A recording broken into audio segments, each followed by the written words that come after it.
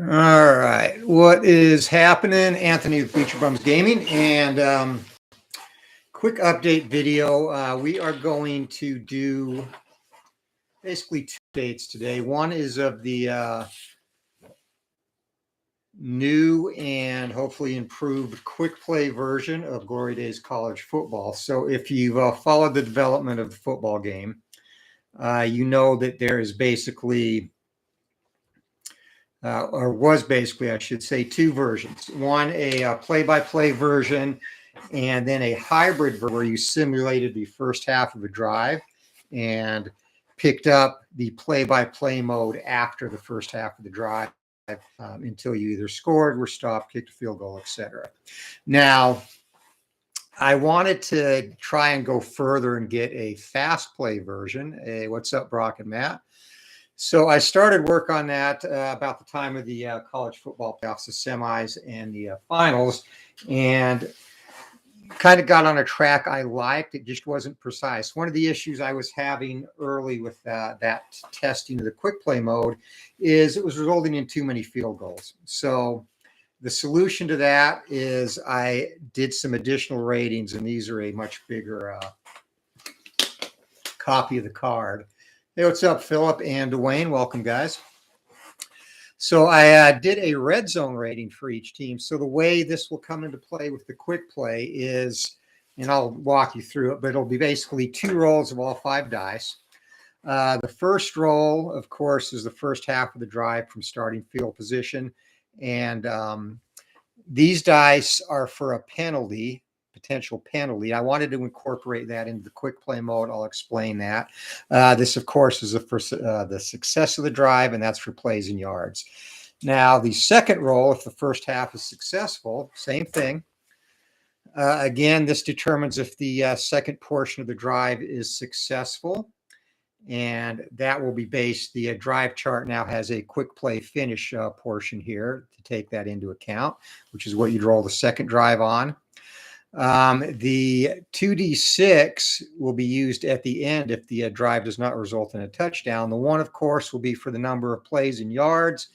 And then if the stopping point is inside the 20 or the red zone, you will then look at these dice for the red zone. And I've got the wrong freaking dice. Sorry, guys. You will look at these dice for the red zone rating of the team, and you match that against the red zone chart, which has been added to the drive chart here. And that will let you know if they do finish the drive or are stopped and have to kick a field goal. So introducing that balanced the percentage of touchdowns, especially inside the red zone, quite a bit. And I think it's, I'm pretty happy with where we're at. So teams are rated for red zone, and we're going to do a couple of sample drives using Michigan and Cincinnati, teams that did not meet in the playoffs, but were in them, of course. So Cincinnati is rated a 7 in the red zone offensively. Michigan's a 6. Cincinnati's defense is a -2. Michigan's is a -4.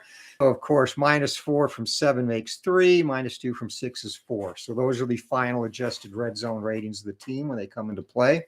And I've also completed, thank you, Philip. Fast Drive's a fun game too. I'm having some fun with that. So I've also completed the score sheet, and I'll do a separate tutorial on that.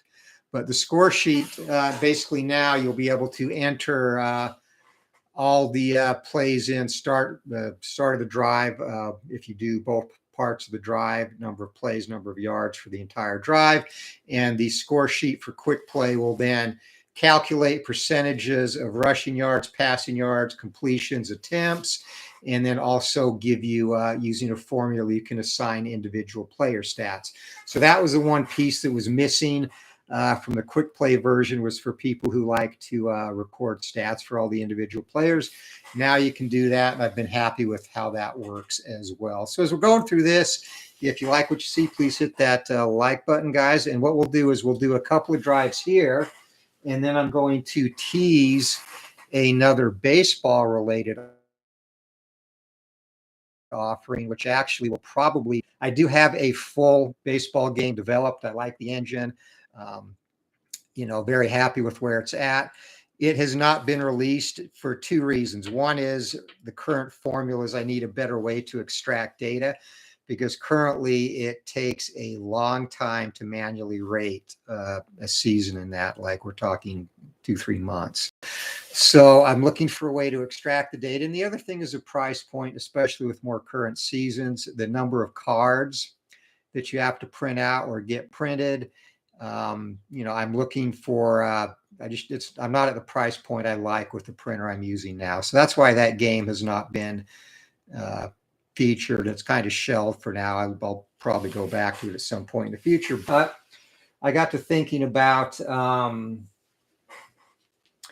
the small footprint for baseball games, and I won't lie, I was kind of inspired by Pocket Pennant Run, and also by a video Kirk Berglund did on that, where he talked about smaller footprint baseball games possibly becoming the norm in the industry. And I'm actually collaborating with him a little bit on this one as well.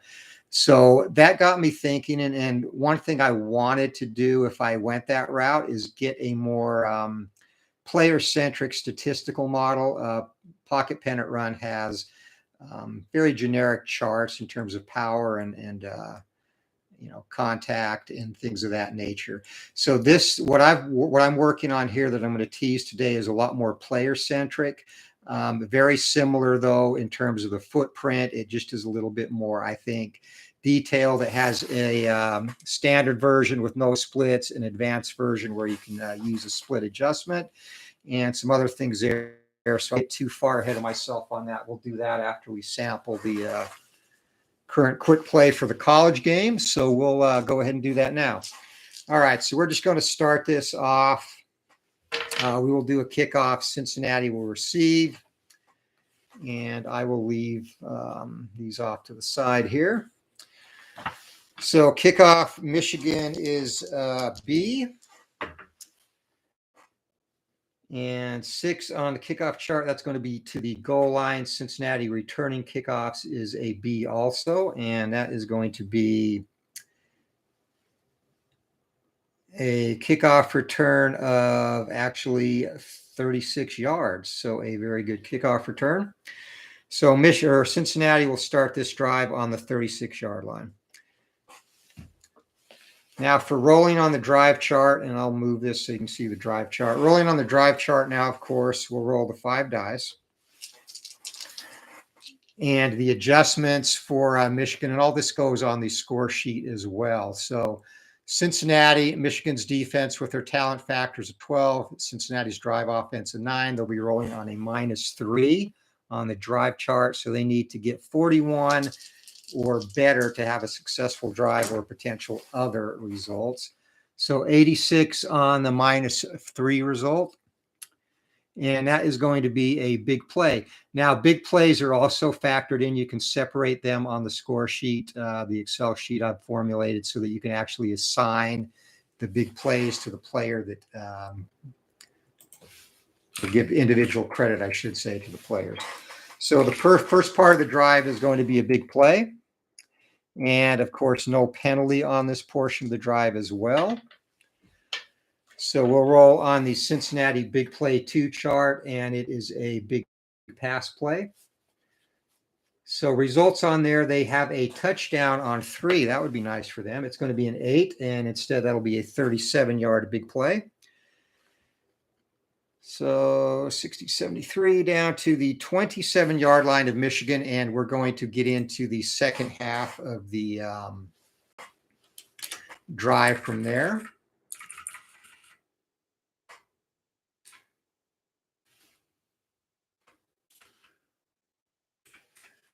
All right, and then of course, when you get a big play, you'll roll to see which player is the recipient of that. And for Cincinnati, for the Bearcats, that is going to be Pierce.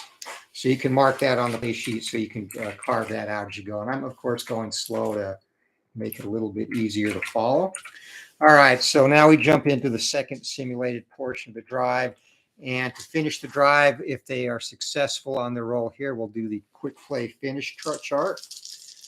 All right, again, still, now the other thing here, and this is just football analytics, and also I know this from coaching. It's something we track actually.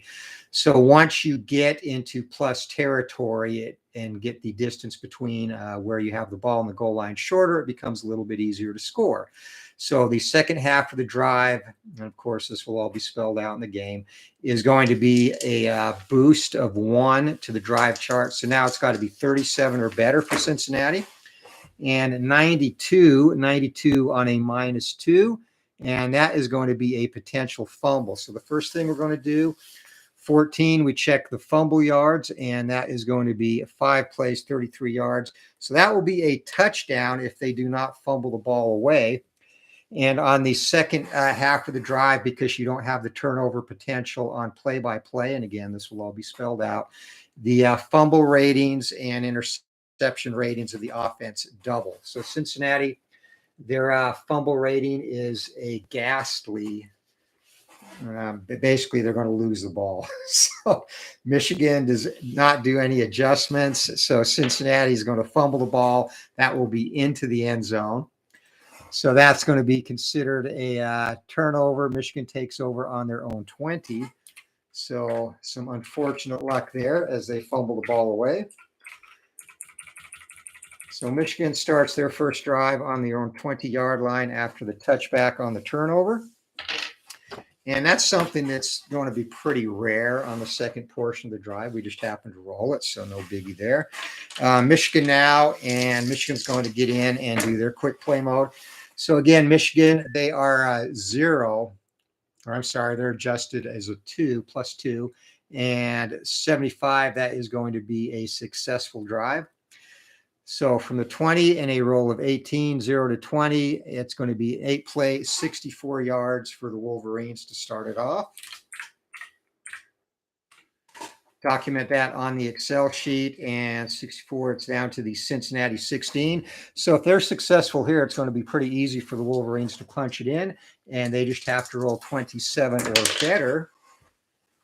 And that is going to be a 67. 4, and that is going to be 4 plays, 23 yards. That is going to be a touchdown. So the second part of that drive is 4 plays, 16 yards for the score. And that's as simple as it is.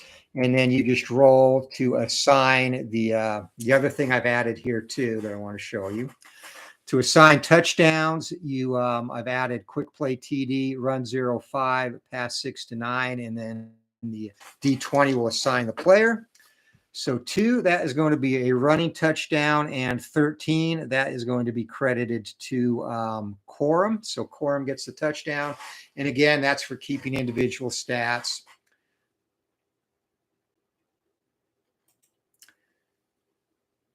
So I will mark the TD Corum on the score sheet. All right. So we'll do one more drive for each team, and then we'll take a quick peek at the other game. 7-0 Wolverines in the first quarter. All right, kickoff to the Bearcats. That's going to be a touchback. Cincinnati starts on their own 25-yard line. So you can see I've got it to where I like. No, this is not, stay around, Tony. You will see baseball shortly. This is football, college football. All right, so one more drive each team, and for Cincinnati, that is going to be a punt, unfortunately, from the 25, and it's going to be 7 plays, 44 yards. So they are able to get, hold on, looking at the wrong column, I am sorry, 4 plays, 10 yards. So from the 35-yard line, Cincinnati's second drive.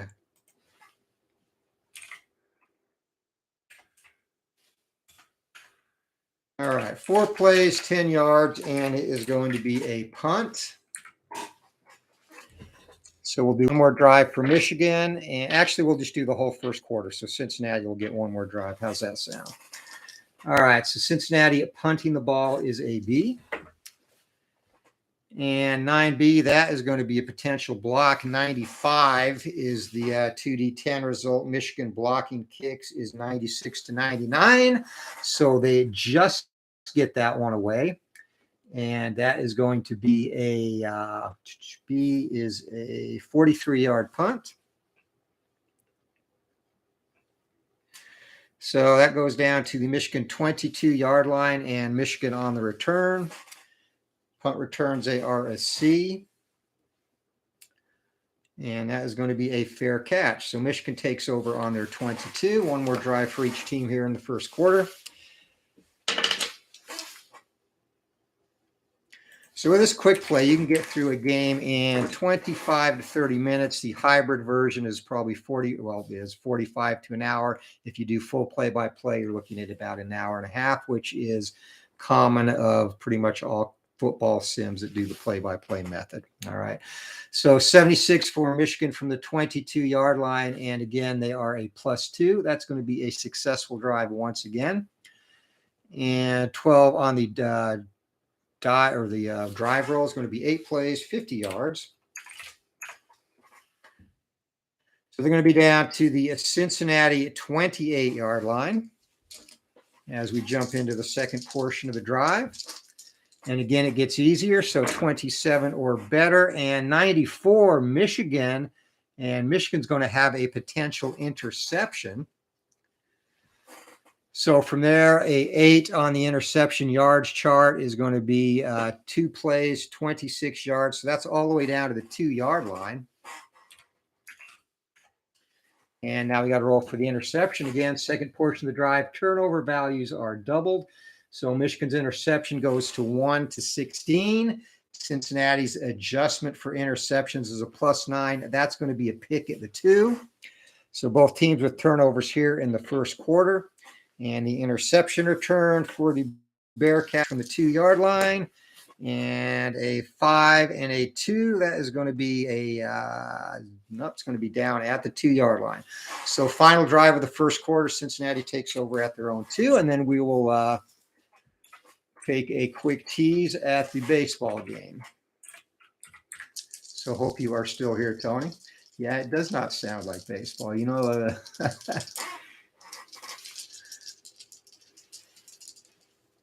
getting right to baseball within moments. So Cincinnati, their last chance in the first quarter here to get on the board. And again, -3, they need to be 41 or better. 54, it's going to be a successful drive for the Bearcats, and that is going to be 8 plays, 63 yards. So that's going to go all the way down to the Michigan 35-yard line, and no penalty deductions from there. One thing penalties do, if a penalty takes you from plus field back beyond the 50, that kills the drive as well. That's another, it's going to be an optional rule for quick play. All right, so from the 35-yard line, Cincinnati now needs 37 or better to have a successful drive. They do once again, and 78 will be out of a turnover range, so no danger there. All right, 5 on the quick play portion of the drive, and that's going to be 4 plays, 22 yards. That gets it down to the 13. They're in the red zone, and now the red zone dice come into play, the finishing dice. It's a 22, and Cincinnati has an adjusted red zone drive rating of 3. So you look here, 3 column, 22 is right there. It's going to be a touchdown in 2 plays from the 13. So it is as easy as that. So that's going to be a total of 6 plays and 35 yards for the touchdown drive, for the second half of the touchdown drive. Cincinnati goes 98 yards after picking Michigan off. And then, of course, you would roll for the extra point. Up and good. And we finished the first quarter tied at 7. So that's how the quick play portion of Glory Days College football works. And I am continuing to test that. But at this point, I am pretty happy with the results. So we will be getting into a full rating mode for the 2021 season with an eye on getting Glory Days College football out sometime in the spring. All right. So I mentioned the baseball tees. Now, again, this is, totally upfront. This is inspired by Pocket Pennant Run, but it's a much different engine. So you'll see 2 team cards, and these are for 1914 Athletics and Braves because nobody gives the dead ball era any love. I'm also rating some 21 or 2021 teams for testing. So the way this works is the footprint is very small. These are all the charts. You'll have team charts, which are basically half of an 8.5 by 11. So a chart for each individual team. You will have a single game chart, one. This tells you what column or what mode of the game to look at for the result. It's got range and error. It's got hit and run advancements, double play resolutions, advancement on base hits and singles and doubles, bunting chart, sack fly chart, and event charts. And event charts are going to be era specific. So this is 1914. And this just for testing purposes. This is the generic chart, but let me just point out some of the differences on the 1914 version that you won't see in modern event charts. So an example, on the modern event chart, it would be a roll of 10, batter smacks a home run, poses, get hit by a pitch next at bat. For the dead ball event chart, 10 is a batter smacks a triple, spikes the third baseman, hit by pitch next at bat. Some other differences which are exclusive to the era of play in the dead ball, where there was only one or two umpires on the field and they missed a lot. Number one on the event chart, no base runners, ball hit into the alley. First baseman trips the batter, held to a single. Stuff, again, that happened in the dead ball era. Ground ball to second base is another event. Batter spikes first baseman who leaves the game, et cetera, et cetera. 19 in modern times, pitcher throws behind the batter, ejected. Dead ball version of 19. Pitcher hits batter in the head, batter leaves the game because that was part of the game then, and batters didn't charge the mound as much. 18, on the modern chart, bat breaks on a bloop single, cork found, batter out. 18 on the dead ball chart, batter spikes catcher, catcher leaves the game, which again is reminiscent of the dirty style of play that often went unnoticed in the dead ball era. So that's how that works. And IDJ, welcome, buddy. I haven't seen you for a while. And Dan Douglas. All right, again, so this is a tease of a future baseball development. And if you missed the beginning of the video, I do have a full baseball game designed, and I have not released it yet or moved forward because of the amount of time it takes to rate teams with the data extraction I have, and also price points. So again, small footprint, similar to pocket pennant run. Full disclosure, I was inspired by that and by some of the thoughts Kirk Berglund had in a video he did on that. So it's not a rip off of the game. This is my own engine, just a very similar format. All right, so one chart, and then the results come off of these individual charts, which are basically like the batter cards in a standard cards and dice baseball game, and you reference them with the player ratings to get the result. So heat chart is the ability to put the ball into play, meaning strikeouts. Solid chart, which has been renamed the contact chart, is basically singles come off of that. The paint chart, which references a batter's ability to draw walks adjusted by pitcher control, is for walks. And then there are actually 3 levels of power chart specific to the era. So these are dead ball power charts. So in terms of number of home runs, or I guess level of the power hitter, yellow is for the home run hitters of the era. And you can see here, it's not a lot. Even elite dead ball home run hitters only have a couple of chances, unless they're very good, to get home runs. The blue is more of a doubles alley type hitter, and only 3 clean home runs on that, and you have to be rated 5 to 7. And then the chart here, the gold one, is basically the dead ball or fence power chart. And of course, in the dead ball era, spacious ballparks. So a few more home runs here, but this is more triple centric, as triples really were the home run of the dead ball era. So each batter is rated not only for power, but the type of power they have, which again is different than pocket pennant run, and it makes it a more batter-centric rating system. So those are the differences and things I've added, of course. Let's talk about the team charts and how you get the batter ratings. So 2 ways to play the game, and I'll bring this up close. All right, batters are rated in contact, deep, and then of course you see the color for type of deep, heat rating, which is the ability to avoid or take a strikeout, and paint rating, which is ability to draw walks. There's also, of course, run steal, position ratings for errors, et cetera, et cetera. All right, so the base game, you just play with the number on the left, no splits. It's adjusted by the pitcher you're facing. So say here, if Dick Rudolph's on the hill for the Braves, all of the contact ratings will be -1. So that's the base game.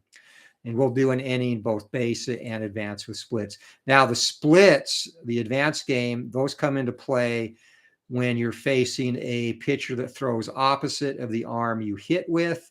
And what you do there is add or subtract to your D20 result roll. If that is the case, these base ratings stay the same. And then you adjust the roll, which gives you the opportunity to get more hits, more strikeouts, less strikeouts, etc. So that's how that works. Now, the engine itself, and this is very era-centric, each era or each season will have its own play type chart, which will make a determination of what chart you get the results off of. So 1914, not as many strikeouts. In the 2021 chart I just completed, or I'm working on now, definitely a lot more strikeouts in that era. There are a total on 1914 potential strikeouts. You see 3, 4, 5, 6, 7, 8, 9, 10. All right. For the modern game, and there's more strikeouts on the result chart as well. But in 2021, the opportunities to get a strikeout on the play type chart, there are a total of 5, 6, 7, 8, 9, 10, 11, 12, 13, 14, 15, 16 potential strikeout numbers on the modern chart. So that's how the difference is. So each season will basically perform in terms of the opportunity to get different types of results based on the actual numbers. You're not going to hit as many home runs in the dead ball era. More home runs, more strikeouts, of course, in modern baseball. So I'm talking too much. Let's do a inning, 2 innings here to kind of tease this and show it off. And again, we'll do 1 inning with the base game, which is no splits, and 1 inning with the splits version. All right. So the dice, 2d6, that gets you reference for the type of play.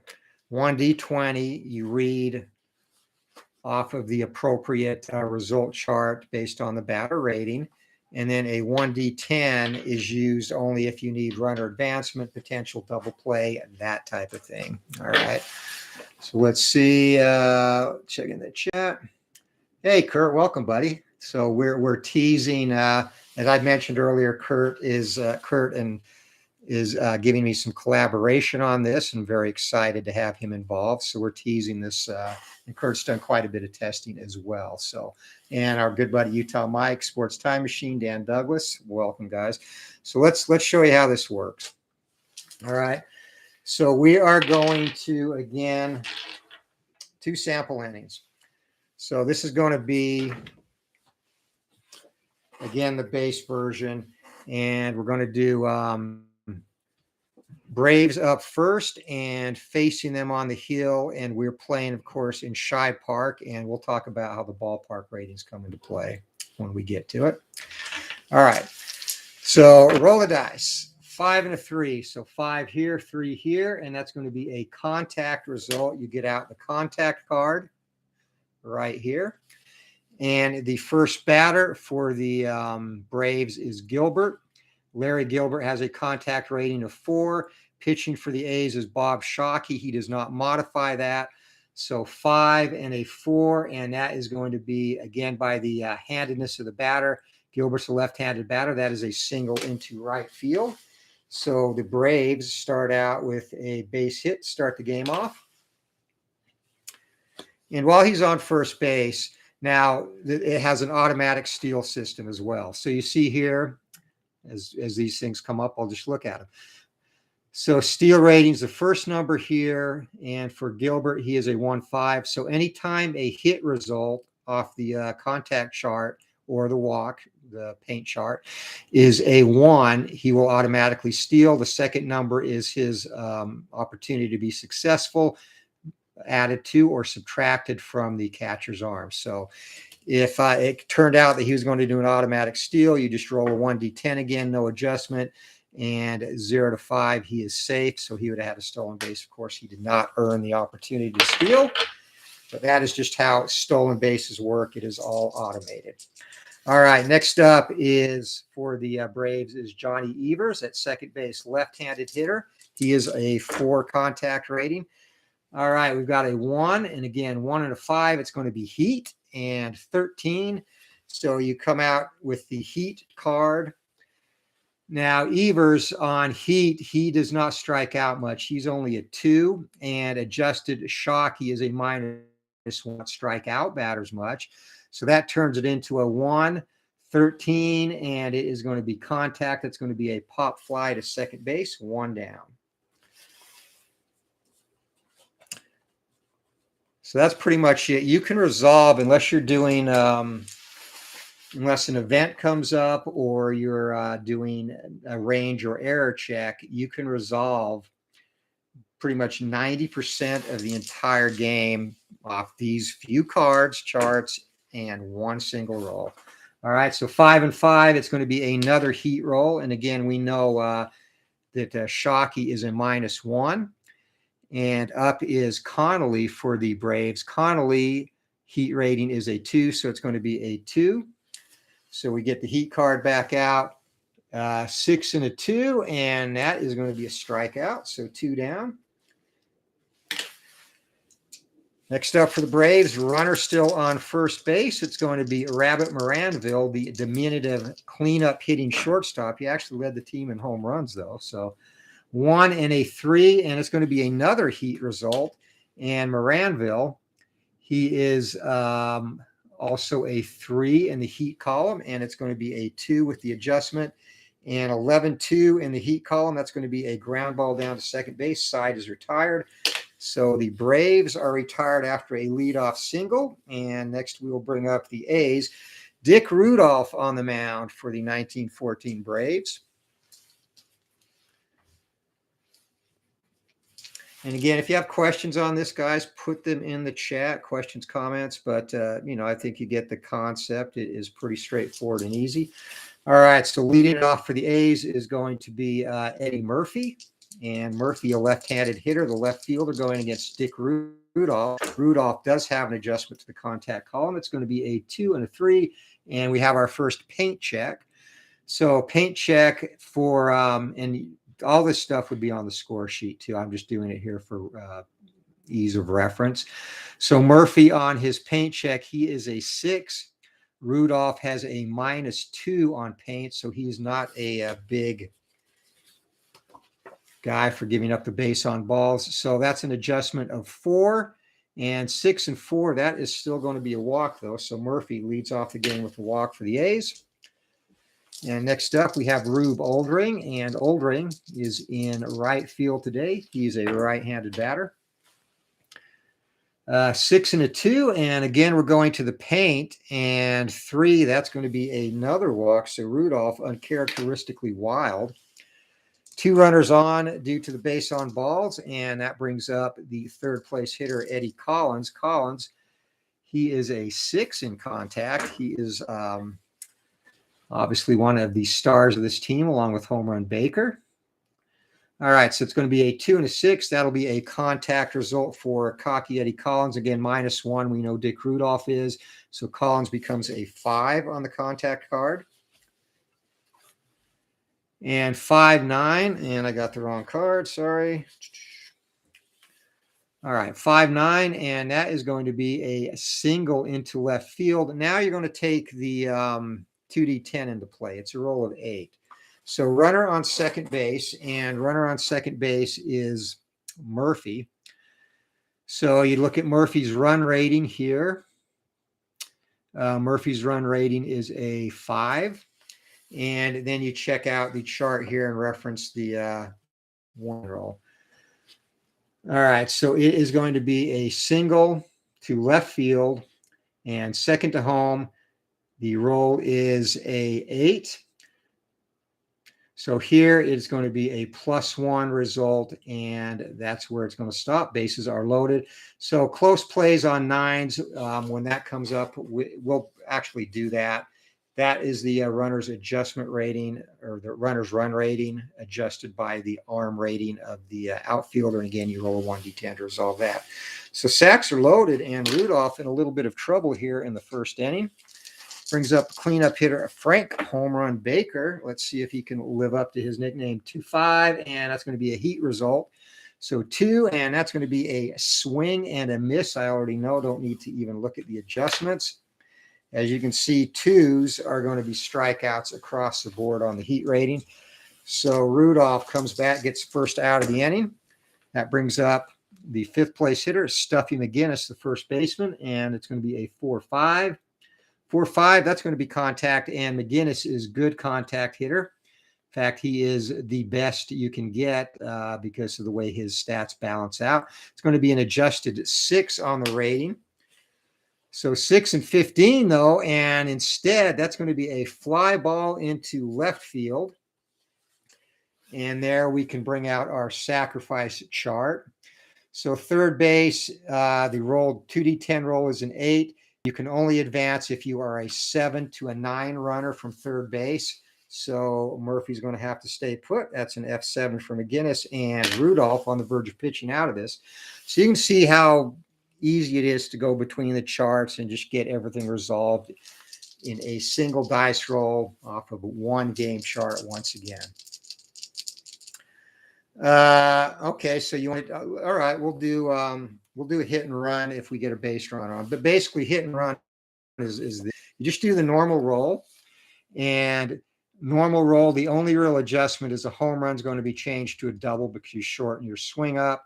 If it is a strikeout, the runner has to roll at a -1 on his steal rating to be safer out on the stolen base. Apart from that, just look at this chart. Ground out, all runners advance 1. Fly out, runners hold. Line out, lead runner doubled off.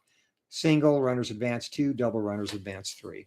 And again, it's simplistic, but it's designed to be, it's Glory Days Baseball Light is what the name of the game is going to be called. And it's designed to be a quick playing game, which gives you reasonable statistics, that you can get through in under 30 minutes. And again, not be bogged down with charts or a bunch of cards and a bigger footprint. So that's the whole reasoning and purpose of that. So back to the game. Strunk now. Amos Strunk will be the batter. Sacks loaded and 2 out, 5 and 6. And it's going to be another contact result. So again, -1 for Rudolph, and Strunk, and again, this is the base version. He is a 5, going to be adjusted to a 4 and a roll of 14. Unfortunately for him, he's not going to come through. So you can see 14 here and adjusted down to 4. That's going to be a ground ball to the second baseman, and side is retired. So A's load the bases with nobody out, then a strikeout, a short fly ball, and a ground out to second base gets him out of the inning. All right, let's look at the quote-unquote advanced version of the game, which is not really that advanced. You're just adding splits now. All right, so the way splits work, as I will show you,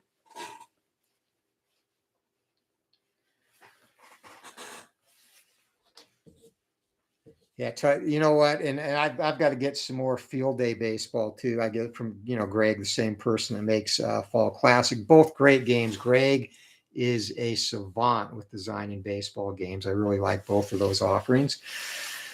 All right, so splits.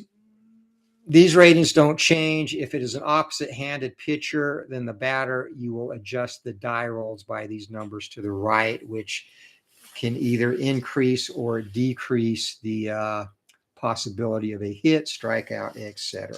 So we're going the split rules this time. Leading it off for the Braves in the top of the second is Butch Schmidt, first baseman. And again, Shockey on the hill for the A's. All right, 5 and a 6. It's going to be a contact result. So Shockey is a right-handed hitter and Schmidt is a left-handed hitter. So a right-handed pitcher, left-handed hitter. So here he does not have an adjustment for a right-hander. So it's just going to be his normal roll on the contact chart. And again, Schmidt is a 5, roll of 11 on contact. And just missed a hit there. That is going to be a ground ball to the second baseman, Eddie Collins. So 1 down to start second inning.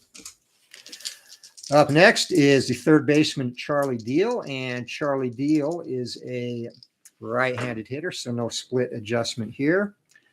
2 and 6, going to be another contact result. And 10, Charlie Deal, not a good hitter. He is a 3.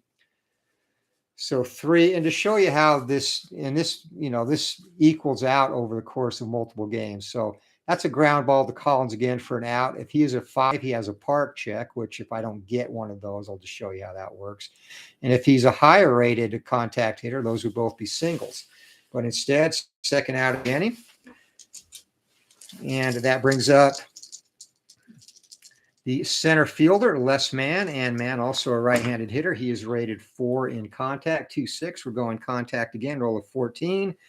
And 14 on 4 is going to be another ground ball down to Collins. So Collins takes care of the side. 3 up, 3 down go the Braves. And after this, I will show you how the ballpark results work and talk about a couple other things. And we'll call it a stream, as, again, this is just meant to be a tease. All right, so for the A's in the top of the second, it's going to be 7, 8, 9. It's going to be Jimmy Berry, Wally Shang in the pitcher spot. Now, one thing here, again, you may or may not like it, but again, this is a light baseball game, light version. So pitchers, the teams as a whole are rated as a conglomerate, so there is only a single pitcher hitting rating. And again, it's just things I've chosen to cut out. And like I said, you may like that, you may not, but the purpose and the target of this game is to make it a quick and easy playthrough. So, all right, here we go.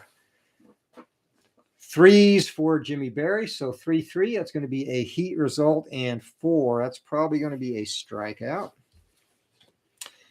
And even adjusted, that will indeed be a strikeout. That's Dick Rudolph's second strikeout. 1 down for the A's here in the second. And batter is the catcher, Wally Shang, and 4-3. And we finally have something off the deep chart. Now, Shang, first of all, Shang is a switch hitter, so his results are, for the most part, already factored in with the exception of deep, which is a -1 if it's opposite arm, which it's always going to be. So that changes his deep rating to a 4 against both lefties and righties. Now, Shang is a fence power hitter in the dead ball era. So we go to the gold chart, which is basically triple centric. And again, the adjustment for deep for Dick Rudolph, he does not adjust deep or hit at all, only contact and paint. So we're looking at a 5 with a -1 to the 1d20 roll. So 5 here, and the roll is 19. That would normally be a range check. Instead, that's going to reduce that to a line out to the first baseman. So 2 down for the A's, and the pitcher spot is up. The A's generic pitcher rating is 3 for contact, 3 for deep, 7 for heat, and 3 for paint. And splits do not come into play here with the pitchers either. This is going to be a paint result and a roll of 18 on the paint chart.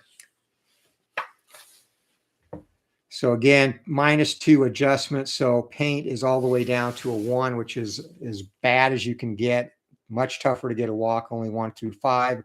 Roll of 18, that's going to be a ground ball back to Rudolph. And 3 up, 3 down go the A's. So that is a quick 2-inning playthrough of Glory Days light baseball. Again, inspired and in the mode of pennant or pocket pennant run, but a different engine and much different chart layout. So there again are the 6 charts: contact, deep doubles focus, deep triples focus, deep for the big power hitters, heat, and paint. So let's talk about some other things like the ballpark result. So ballpark result, you'll see, and it's mostly on the deep charts. You'll see here there are park results on certain rolls, and they're also color-coded. So if one of these come up, you would roll on the park table under that particular color. So say it's a yellow, we're playing in Shibe Park. So Shibe Park is a home run chance. They're not a good home run park, despite the fact they had the preeminent home run hitter in the AL that year, Home Run Baker. So left-handed batter, it's only a 1 to 5 on the D20 for a home run. Right-handed batter, 1 to 8. So that's basically it. That's as simple as the park chart is. And if you roll outside of the range, here it'll be a fly ball to right, fly ball to left, automatic sacrifice fly because it's deep. Same on the triple color and also on the double centric color. This would be a more shallow fly ball, and you'd have to actually roll for advancement there. On a singles park check, it's a ground ball and potential double play, which you again resolve with the 1D10. So that is basically it. That covers all the aspects of the game. And again,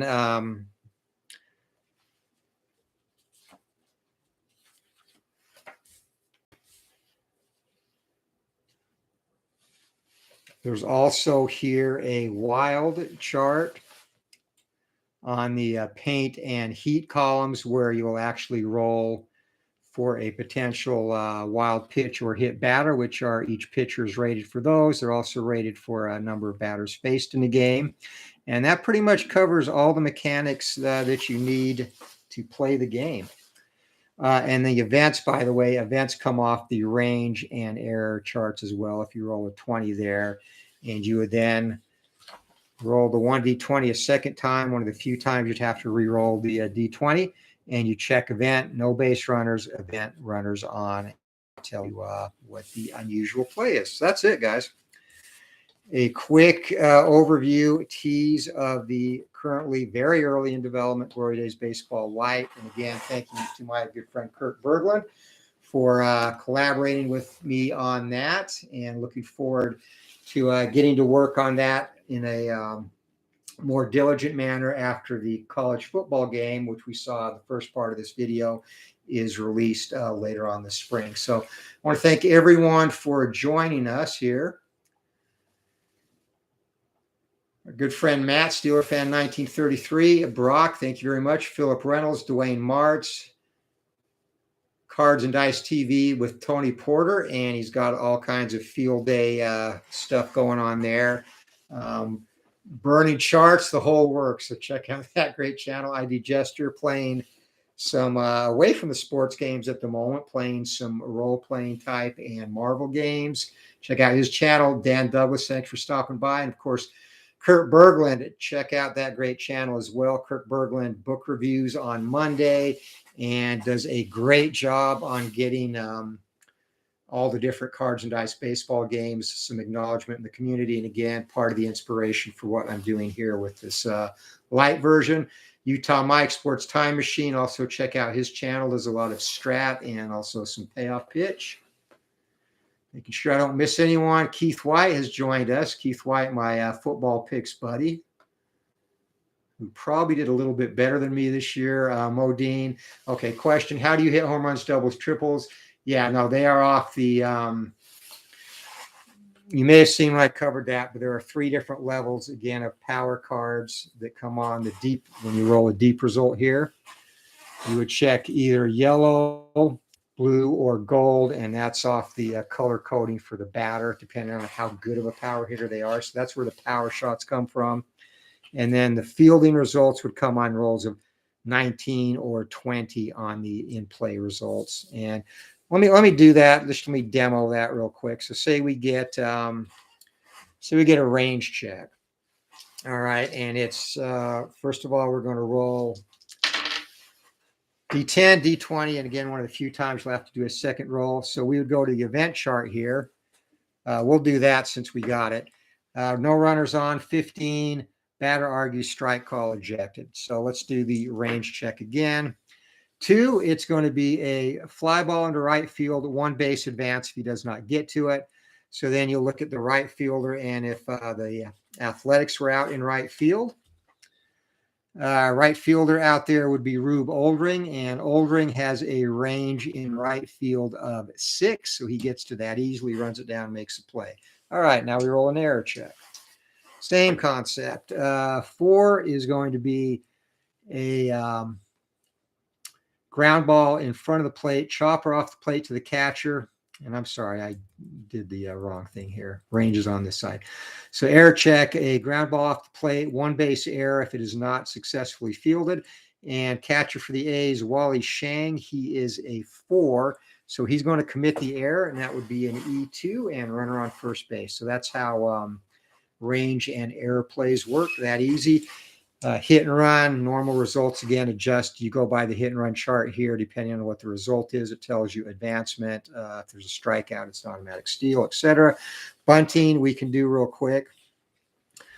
So bunting here, you add the